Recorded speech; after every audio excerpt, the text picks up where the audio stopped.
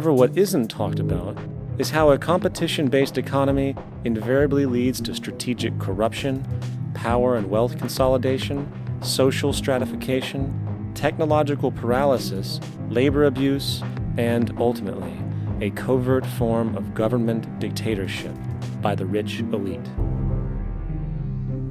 The word corruption is often defined as moral perversion. If a company dumps toxic waste into the ocean to save money, most people recognize this as corrupt behavior. On a more subtle level, when Walmart moves into a small town and forces small businesses to shut down for they are unable to compete, a gray area emerges. For what exactly is Walmart doing wrong? Why should they care about mom-and-pop organizations they destroy? Yet, even more subtly, when a person gets fired from their job because a new machine has been created which can do the work for less money, people tend to just accept that as the way it is, not seeing the inherent corrupt inhumanity of such an action. Because the fact is, whether it is dumping toxic waste, having a monopoly enterprise, or downsizing the workforce, the motive is the same: profit. They are all different degrees of the same self-preserving mechanism, which always puts the well-being of people second to monetary gain.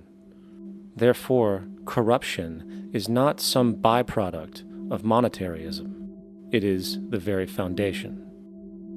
And while most people acknowledge this tendency on one level or another, the majority remains naive as to the broad ramifications of having such a selfish mechanism as the guiding mentality in society. Internal documents show that after this company positively, absolutely knew that they had a medication that was infected with the AIDS virus, they took the product off the market in the U.S. and then they dumped it in France, Europe, Asia, and Latin America. The U.S. government allowed it to happen. The FDA allowed this to happen. And now the government is completely looking the other way. Thousands of innocent hemophiliacs have died from the AIDS virus. This company knew absolutely that it was infected with AIDS. They dumped it because they wanted to turn this disaster into a profit. So you see, you have built-in corruption.